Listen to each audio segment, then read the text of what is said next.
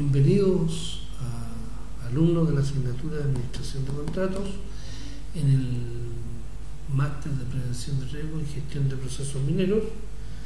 Estamos en el módulo 4, que corresponde a negociación.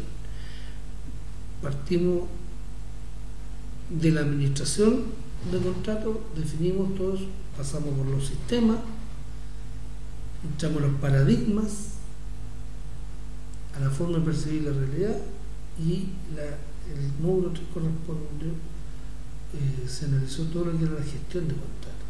Y ahí vimos estudio de mercado,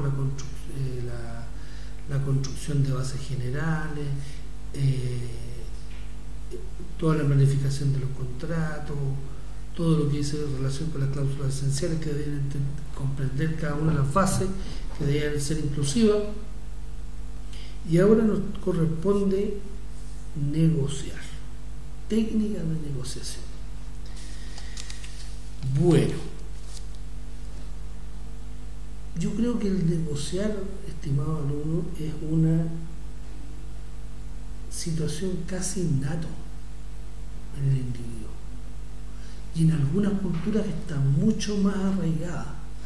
Me contaba una persona que viajó a Turquía, que dicen muy bello, Ankara, parece que la capital, no sé si era Ankara o Estambul, que estuvo en una de esas dos ciudades de Turquía, y fue el Gran Bazar de Turquía, muy famoso, un destino de todos los turistas que llegan a Turquía. Y en este Gran Bazar hay muchos locales que ofrecen, y él quería comprarse como una bajada de cama, estas alfombras chiquititas, y llegó, entró, preguntó cuánto valía, y en inglés le dijo al vendedor que costaba 10 euros, por ejemplo.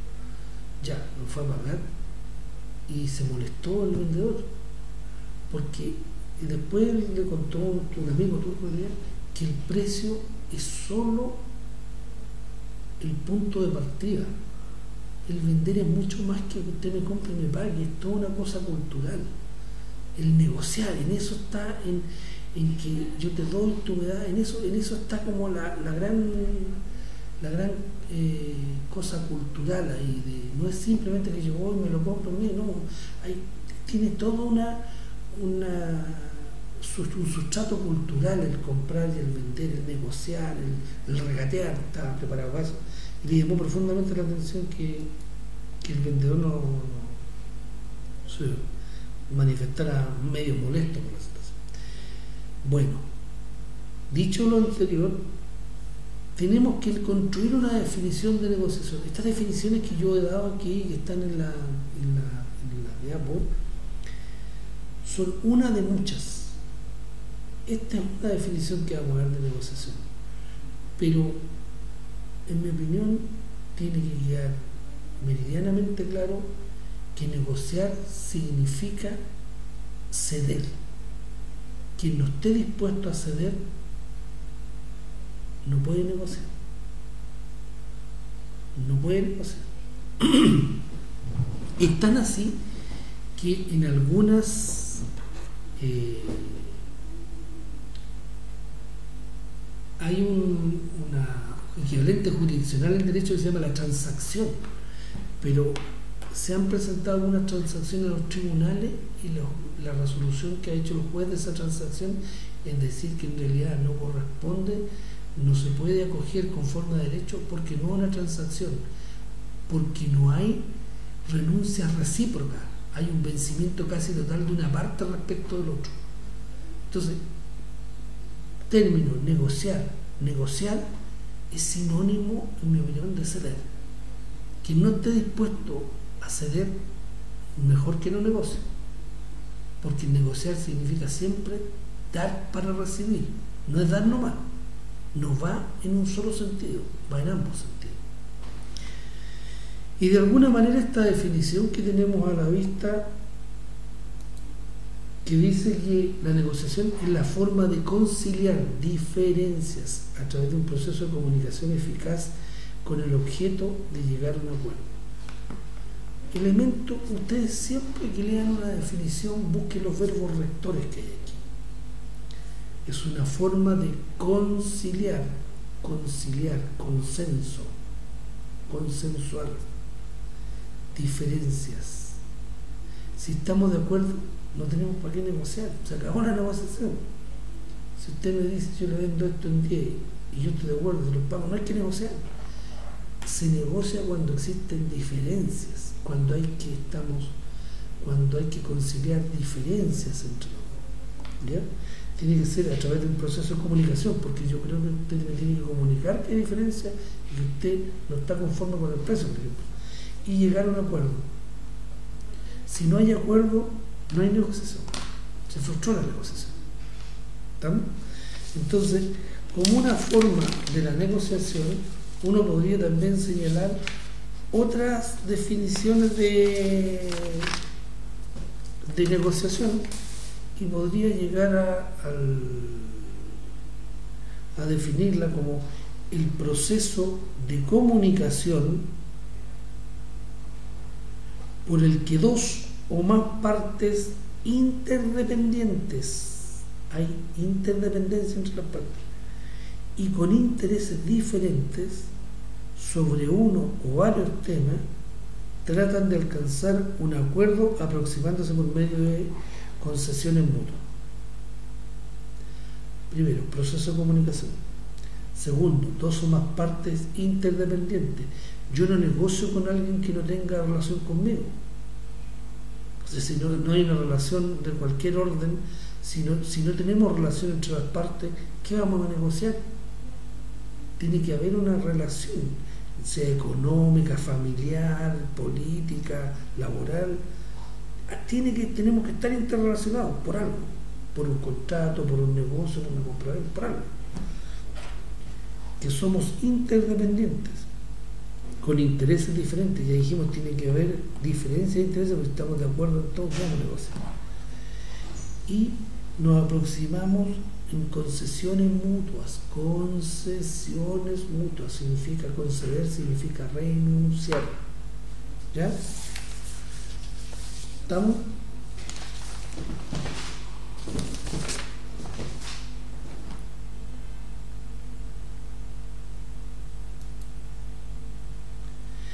Tipos de negociación.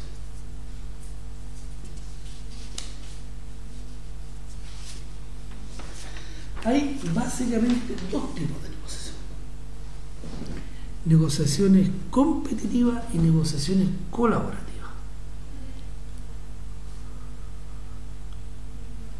La palabra lo dice, son negociaciones de carácter competitivo y la otra es colaborativa. Colaboración, volvemos a lo mismo, verbo rector, competir, colaborar. Esos verbos rectores siempre nos orientan respecto de qué diferencia un tipo de negociación del otro. En la negociación, tal como dice la figura, la competitiva, hay adversario, tiene que haber un vencedor y un vencido, pero en las colaborativas hay una relación mucho más amistosa, por decirlo así. En la relación competitiva, el objetivo es la derrota del otro. En la colaborativa es llegar a un acuerdo, ese es el fin. ¿Ya?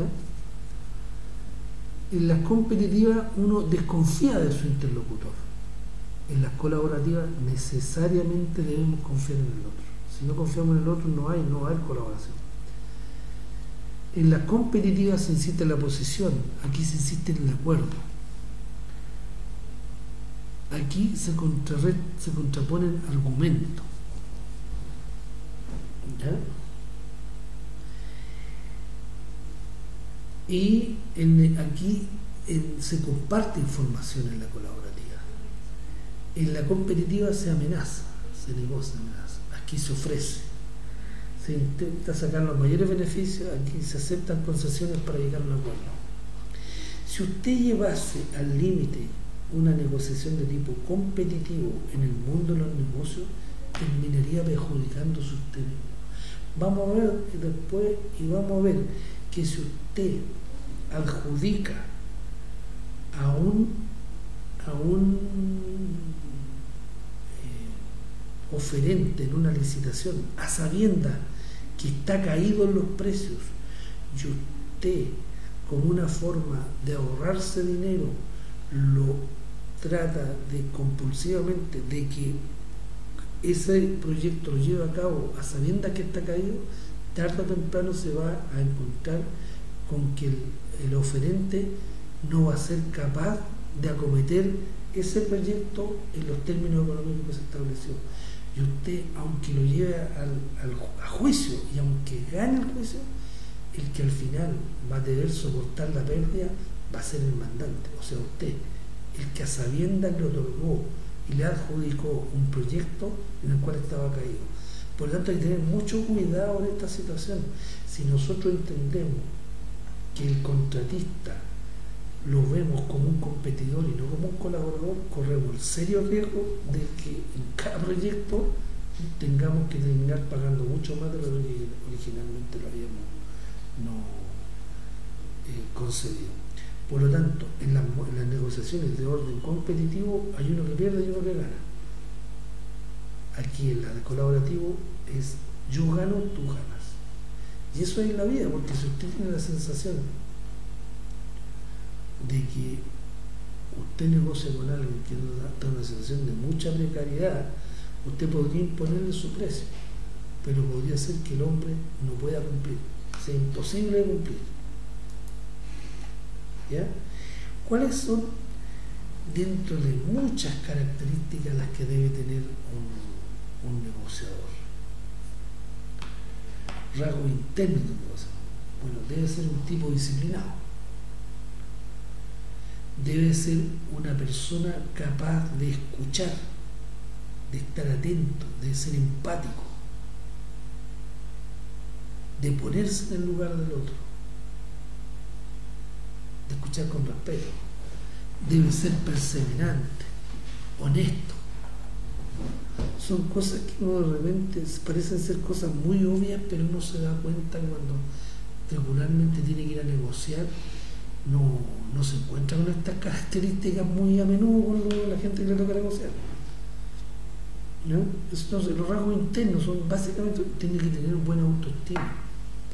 Un negociador que no tenga una autoestima potente, ¿cómo va a convencer si él mismo no cree, no se cree? Como dicen, él tiene que creerse el cuento. Si no se lo cree, va a ser un mal negociador. ¿Estamos? Esos son los rasgos internos: tener una buena autoestima, ser perseverante, disciplinado, honesto. Los rasgos externos: tienen que entusiasmar, y tener una actitud tanto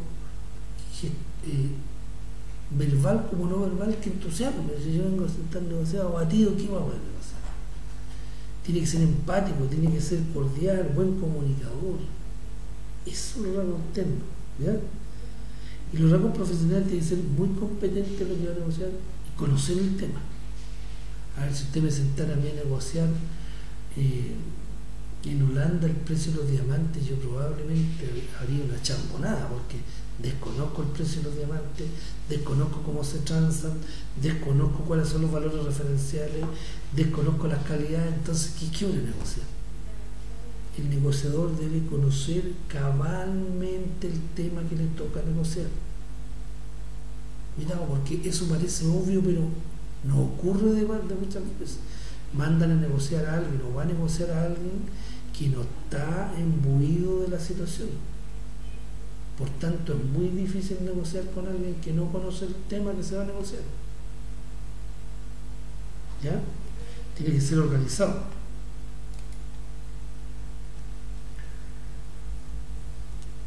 ¿Cuáles son las fases de la negociación? Preparación, desarrollo y acuerdo. 3 fases: preparación, desarrollo y acuerdo.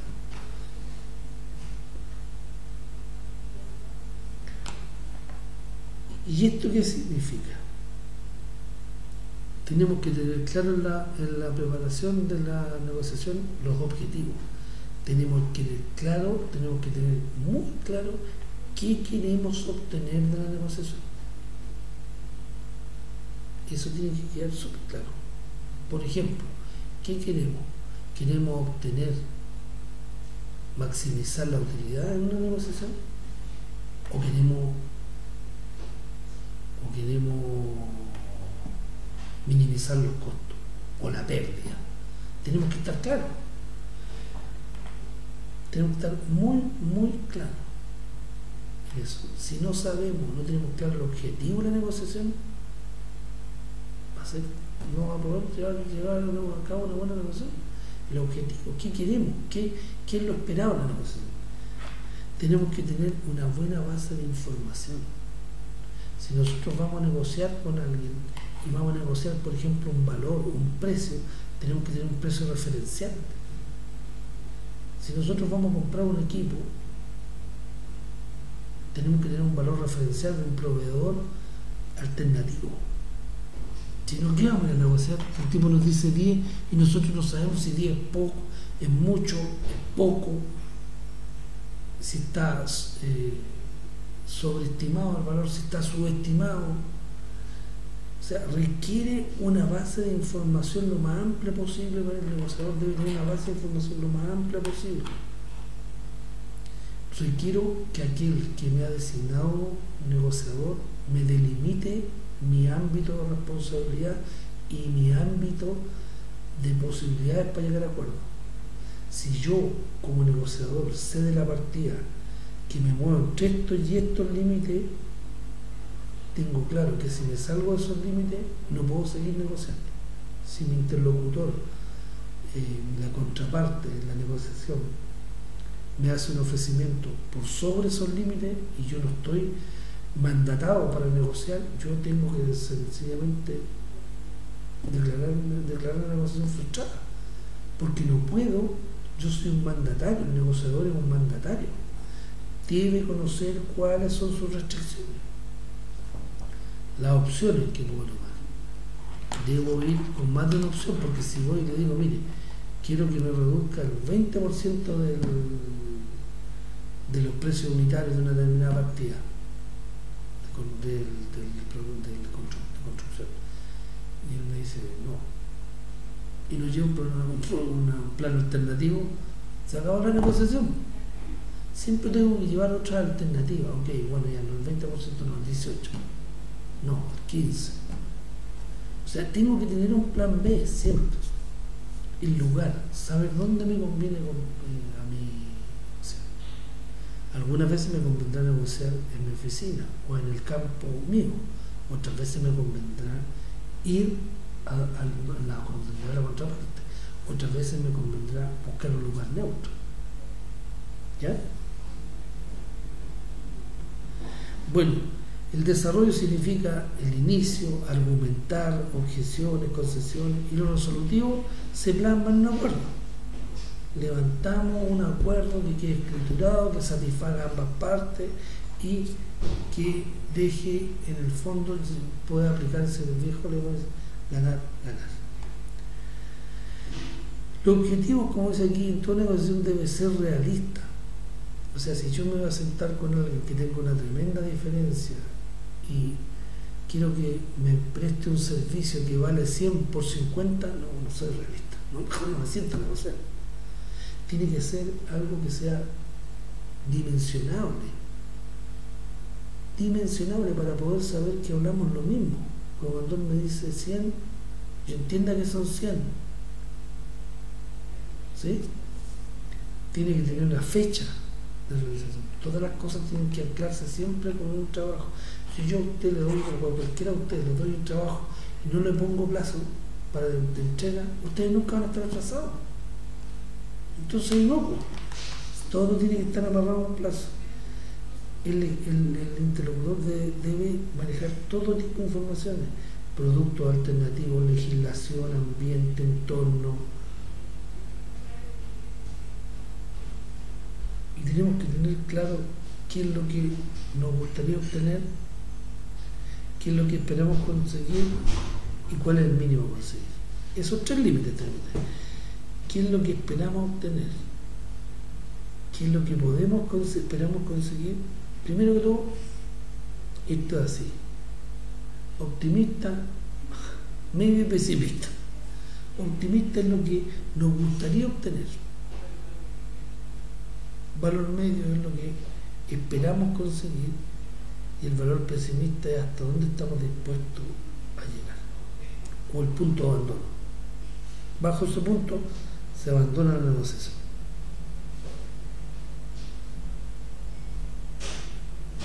Y esta, como vimos, la negociación se debe preparar. No podemos llegar a sentarnos a negociar así de forma absolutamente,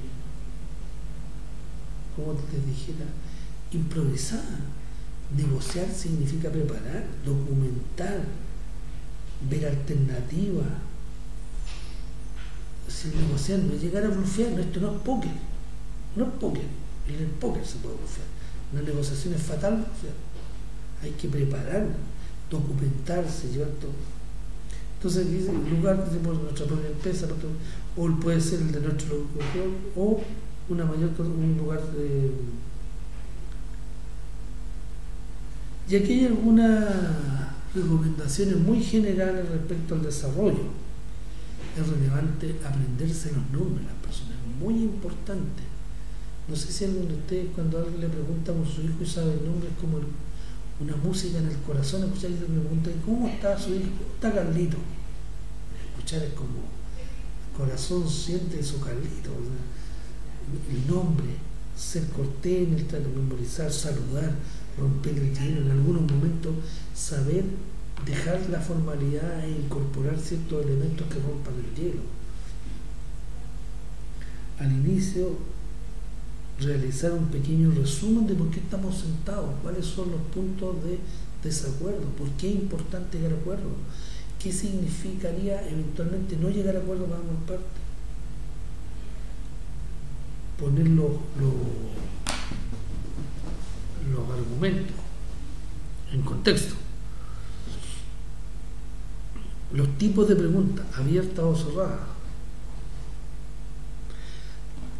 Tratar de que las preguntas sean abiertas, porque las preguntas cerradas dejan un sí o un no, mientras que las preguntas abiertas tratan de permitir que la gente se explaye o exprese sus puntos de vista libremente, permitir obtener de otras áreas de interés. Es decir, si es una pregunta muy técnica, los demás se van a aburrir al principio de la entrevista. Las cerradas son aquellas que provocan una respuesta breve, permiten concretar y verificar, facilitan al cliente expresar por sí mismo su necesidad. O sea, hay que ir mezclando en esto. No hay una receta en esto. Ustedes saben que nada en la vida es una receta. Y una negociación que sobre el mismo tema la hacemos con otras personas y va a resultar completamente distinta. Porque podrías tener un interlocutor que le haga fácil la negociación o se la dificulta tremendamente. Yo creo que es muy relevante en toda negociación escuchar primero. Yo creo que siempre se lo recomiendo, esto por una cosa profesional. Siempre es bueno escuchar al otro, dejarlo que se explaye, que exprese, escuchar. Siempre es más fácil proponer que abrir el debate. El debate siempre es mejor escuchar al otro. Concentrarse, empatizar, dejar de interrumpir, aprovechar el lenguaje, obtener información del lenguaje no verbal de nuestros interlocutores, adquirir el hábito de reformularlo. Si nosotros aplicamos esta regla, la otra parte se va a sentir que es escuchada, que se entiende cuál es su postura, que cuáles son sus necesidades.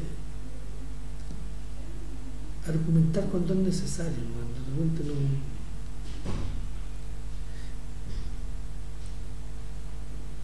Y en estas cosas también aquí hay claves para una buena argumentación, pero cada uno en su momento tendrá que sentarse y dar su argumento, ir construyendo sus argumentos. Los argumentos en lo posible deben ser. Lord Kelvin, el famoso físico inglés por el cual están nombrados los famosos grados Kelvin, entre otras cosas. Lord Kelvin decía una frase que para mí como ingeniero también me maravilla, dice que alguien que no puede expresar su idea en número no comprende lo que está hablando. Puede ser muy cerrado, ¿no? Muy genérico, pero yo creo que eso en general, o sea, alguien que no es capaz de explicar en dimensiones una situación, en mi opinión, no tiene una concepción cabal del problema. Me explico, si yo no soy capaz de explicar en cifras algo, me acerco a la situación, pero no tengo una cabal percepción del tema. ¿Ya? Y aquí hay que remitirse a lo que dice ahí, centrarse en lo que interesa, personalizar, no utilizar lenguaje complejo, utilizar siempre argumentos que representen ventajas para su interlocutor, permitir que haya un traspaso fluido de información que no solo habla una parte de otro curso, sino que haya una interacción,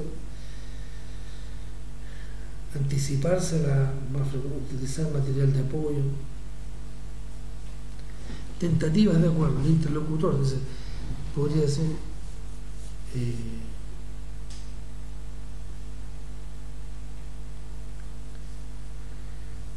aquí tenemos una gráfica en la cual está el interlocutor y el rechazo dice, no me interesa, tal vez más adelante, objetos sí, pero de acuerdo y acepta. Por lo general, una objeción es una oportunidad. Entonces, si alguien dice, me objeres, no lo necesito.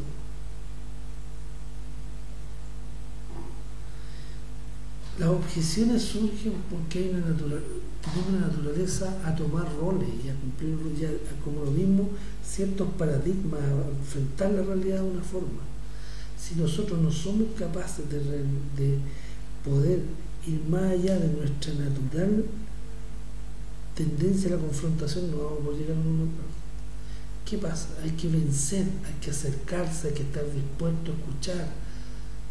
Y también hay que aportar información, porque puede que esté cerrado el problema, lo dispone de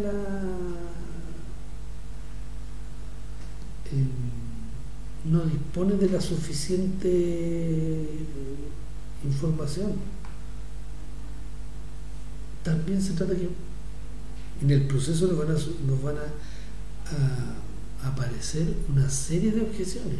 Bueno, eso no nos tiene que desanimar, tenemos que tener una visión general para dónde va.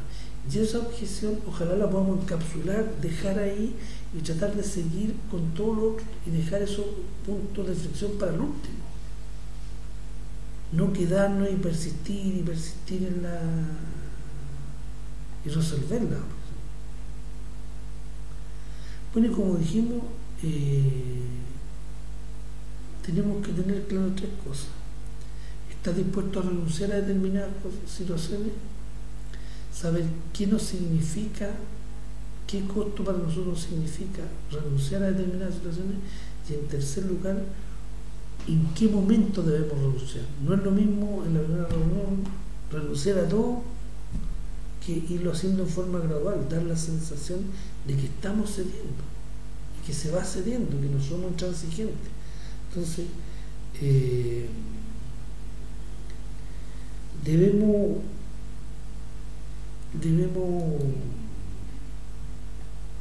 tener esa flexibilidad, pero tenemos que a priori saber conocer a qué podemos renunciar y qué costos nos significan esa renuncia. También es vital saber en qué momento podemos renunciar, como reitero, ¿no?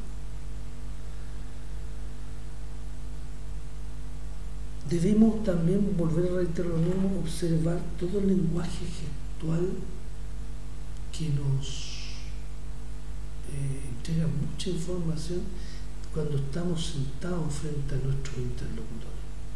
Hay mucha información gestual, no verbal, que nos entrega información.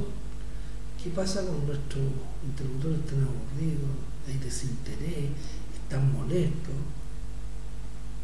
Esa información es relevante para poder reencauzar la negociación, para poder en algún momento ponerle fin y dejar abierta la puerta para reunirse en otro momento No siempre hay que... Las negociaciones llevan su propia dinámica, a lo mejor de repente por apurarse, ¿sí? No es prudente, de repente no están los ambientes como para forzar un acuerdo. Forzar un acuerdo podría significar que no llegaran a un acuerdo. Entonces, seguir la dinámica propia de la negociación sin dejarla también que se extienda más allá de lo recomendado. Me parece que durante la negociación es relevante que los puntos sobre los cuales se vaya llegando a acuerdo se formalicen en un acta de cada reunión y se vaya dejando claro los compromisos de ambas partes y que todas las partes firmen esta acta. Es relevante, es importante ver que vamos avanzando, que no es siempre lo mismo, ¿sí? Y ir acotando los temas de lo global a lo particular también. Técnicas de cierre, dice ahí. Tenemos que hacer una exposición resumida. Aquí están todas las técnicas que son de cierre, que dicen relación con el resumen, que se tiene que hacer una exposición resumida de aquellos beneficios por lo que se ha demostrado mayor interés. Un resumen de por qué es relevante para las partes que estamos negociando llegar a un acuerdo. Yo cada día soy más convencido, salvo excepciones, que en general un acuerdo es mejor que un mal acuerdo es mejor que un buen juicio, salvo que sea un pésimo acuerdo, pero porque corremos el riesgo de eternizarnos en conflicto. Entonces, resumir, hacer una presentación de recalcando siempre los beneficios, presentar las ventajas y las desventajas de esa decisión.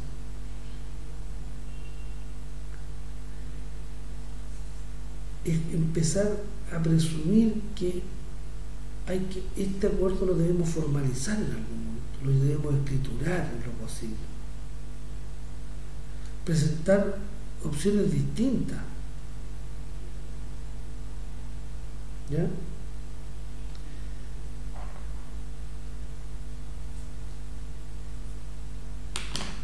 Y aún frustrándose la mediación, siempre yo recomiendo dejarlo por vista, siempre, aún llegando un momento en que ya no es posible seguir negociando, siempre hay que dejar una puerta abierta.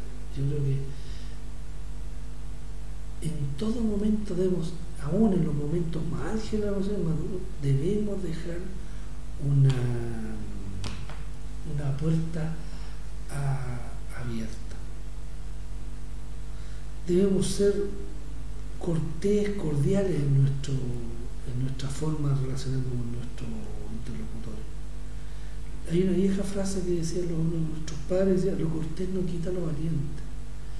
Uno puede ser un buen negociador, pero también puede ser una persona respetuosa, cortés. Mi experiencia dice que jamás amenazar a la contraparte. Eso es lo peor, porque cierra completamente la posibilidad de ningún acuerdo. Y una vez que se logra el acuerdo, felicitar, trasladar a la contraparte que fue vital su participación para poder llegar a este acuerdo, que se sienta que es parte del acuerdo, que el acuerdo lo construyó él también, que no le fue impuesto, que sea como algo natural, y agradecer la labor desarrollada. Hay que, para una negociación eficaz, hay que siempre despersonalizar el conflicto. Yo cuando estudié una de las cosas que aprendí que se me quedó marcado a fuego es aquí el viejo aforismo que dice que el conflicto es entre las partes y no entre los abogados. Usted no puede personalizar los abogados peleando. Los abogados son los mandatarios de las partes, pero el conflicto no es entre los abogados, el conflicto es entre las partes. Los mandatarios los abogados son mandatarios, reciben un mandato de las partes para defender ante los tribunales los intereses de cada uno de las partes involucradas. Pero aquí se trata de despersonalizar. Si persistentemente está en la negociación, se están personificando los conflictos, yo creo que hay que en algún momento, inclusive hasta cambiar los negociadores, ofrecer esa posibilidad de cambiarlo. Bueno, tal vez lo dice aquí, o sea, ser empático, ponerse en el lugar del otro, entender que siempre la verdad es algo que se construye, no es una cosa que nos viene dada, inmutable. En general uno aprende con el tiempo que la verdad está como distribuida, no hay una verdad así que yo la tengo y el otro está en el error, no. Hay como una cierta construcción. Cuando yo veo un problema, siento que hay verdad también en la contraparte. Cuando hay un conflicto, cuando hay algo que negociar, yo no es que yo tenga la razón y el otro esté equivocado, no, hay matices en esto. También debemos permanentemente estar atentos y ofrecer concesiones para poder ir avanzando en la negociación, conceder, pero también obtener, o sea, plantear desde el principio que esto es dar y recibir. No perder nunca de vista el interés común. Nunca, porque una vez que se pierde el interés común ya no es posible llegar a acuerdo. Si no, se trataría de una imposición del otro. Ser creativo en la búsqueda de acuerdo, cosa que no es fácil. No es fácil. Respetar los puntos de vista, escuchar atentamente para comentar. Esto es muy importante. Los abogados entendemos que la forma es tan importante como el fondo. De repente los conflictos son por las cosas de forma y no de fondo. La forma tiene que aprender ustedes, es muy importante. La forma de presentar, de decirle las cosas a otros, es muy importante. Y aquí hay algunas reglas generales en el cual se asocia a una actitud determinada ciertos signos externos que están relacionados con el lenguaje no gestual no verbal, como por ejemplo ¿qué significa usted tener los brazos cruzados, las piernas cruzadas? Está la defensiva, cubrirse la cara, de la sensación de suspicacia, de poca confianza, la persona es confiable, mira la cara, el nerviosismo, la indiferencia, el aburrimiento,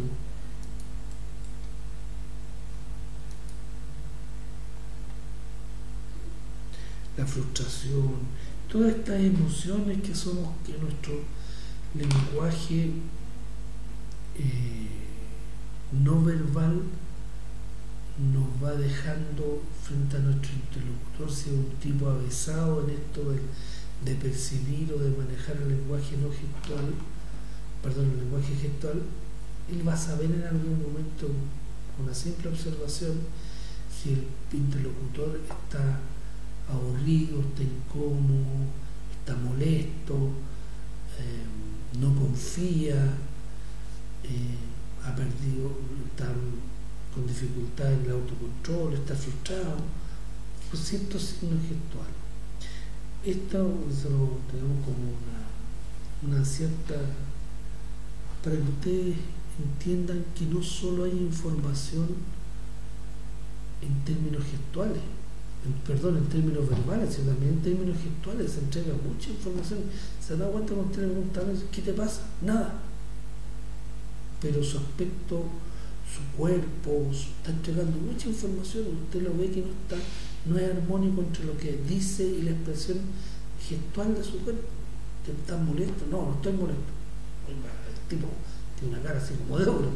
Entonces, esto es parte también de la negociación. Observar, saber cuándo es importante parar un momento, detenerla, quebrar la negociación por un momento muy álgido, o en otro continuar cuando va viento en popa y no perder esa inercia, ese movimiento que de repente cuesta lograr.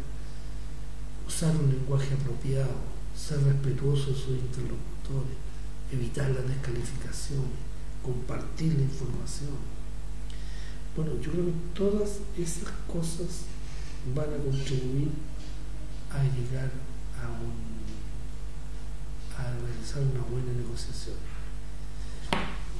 Y de repente, en mi vida profesional, yo creo que a veces lo aprendí en un contrato en particular que perdimos dinero, y cuando fuimos a una negociación, el gerente que iba haciendo cabeza y yo lo acompañaba como ingeniero administrador, como ingeniero de control,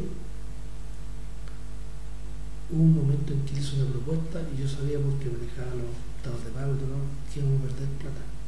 Entonces ya llegamos a un acuerdo, firmó él, y yo de repente, cuando salimos de la reunión, le hice el comentario, pero ¿cómo? Le dije yo, o sea, perdimos plata y tú firmaste el acuerdo, llegaste a una negociación, llegamos al precio. Sí, me dijo, tú vas a aprender después que a veces hay que perder para ganar. Bueno, y les puedo contar que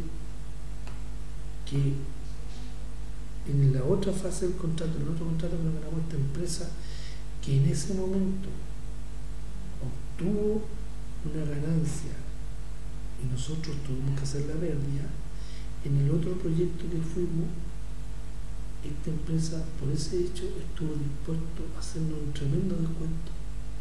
Y en esa partida que nosotros estábamos caídos, podemos sobreponernos y pasar del rojo a azul. Entonces, las cosas son aparentes. Por eso el lema es ganar, tú ganas y yo gano. Si el lema de la partida es yo gano y tú no es negociación posible. Es un avasallamiento, la derrota. Por lo tanto, vamos con esa lógica, vamos derecho a generar mucho conflicto en nuestro contrato. Bueno, estimados alumnos, hemos hablado en este módulo de la negociación, hemos dado algunas definiciones de negociación, hemos tocado básicamente la gran clasificación, las colaborativas, negociaciones colaborativas y las competitivas. Hemos dado sus pros y sus contras. Hemos manifestado o señalado alguna forma de conducir la negociación. Hemos dado algunas características de los negociadores. Y por último, hemos entregado este listado que por un lado retrata la emoción y por el otro la expresión corporal, para que lo tengan a mano y lo consulten. Bueno, les quiero dar las gracias por haberme